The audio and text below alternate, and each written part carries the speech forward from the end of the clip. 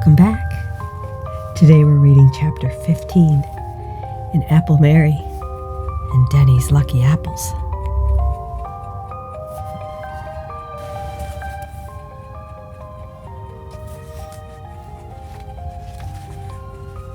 I got it bookmarked here. There we are.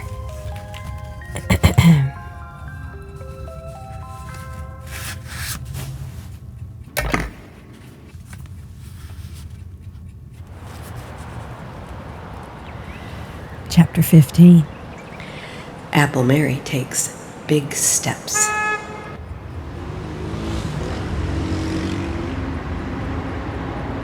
That very day, Bill drove Apple Mary and Dennie across town to have a look at the orphanage where the weary children had been sent.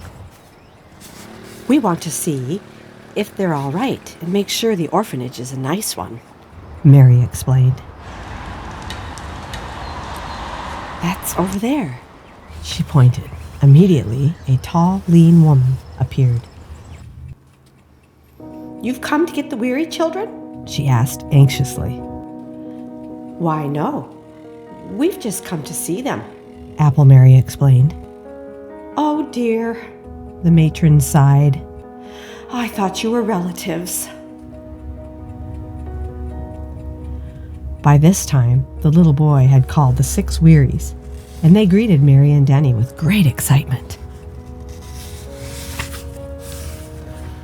Mary, can't you find our father? Begged the oldest girl.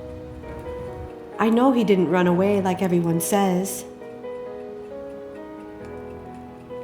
Sure, we'll find him, promised Mary. Now go along and don't worry. While Dennie and Bill entertained the children, Mary had a long talk with the matron of the orphanage. Do you have much trouble running a place like this? She asked. Things are pretty hard, the worn matron admitted wearily. We have so little to go on. I know a woman who might be interested in furnishing money to run this place right, Mary confided. I'll talk to her and let you know. That evening, the wealthy woman of whom Mary had spoken was talking this newest problem over with her business manager, Mr. Sprocket. I went out to the orphanage to see Mr. Weary's children, she began. The home is a good place for those children, Sprocket sneered. It's not a very nice one, Apple Mary pointed out. They have so little money. Huh. The next thing I know, you'll be wanting to give them yours, snapped Sprocket. Exactly, cried Apple Mary. I'm taking over the whole place, orphans and all. From now on, I pay for everything. At that, the cautious Sprocket blew up. Mary, this is insane, he fumed. Do you realize how much money it'll take? Apple Mary faced him with blazing eyes.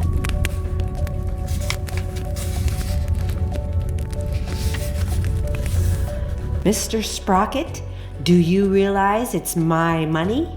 She snapped. I'll do as I please with it, and you follow my orders. First, you look for a place we can use for the new home for them.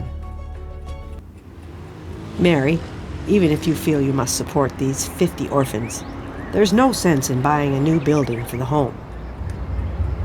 Sprocket still insisted when Mary had dragged him down to see the old one. But this is so old and rickety, she pointed out. Just a few inexpensive repairs and it'll be like new and plenty good enough, he repeated. Oh, you certainly are optimistic, sighed Apple Mary, leading him onto the sagging porch.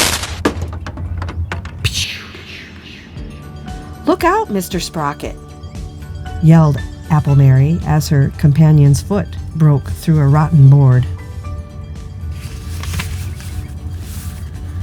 tearing a ragged gap in the flooring. Ought to be a law against a place like this, sputtered Sprocket, trapped up to his armpits in the jagged hole. It's falling apart. Tear it down. Now, chuckled Apple Mary, tugging at his arm. Just a few inexpensive repairs and it'll be like new.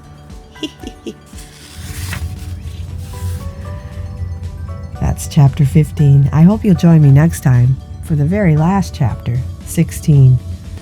Home Sweet Home.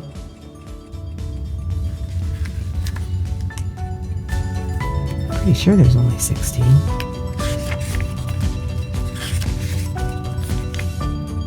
Yep, 16. So come on back next time and join me for the very last chapter. We'll see what happens.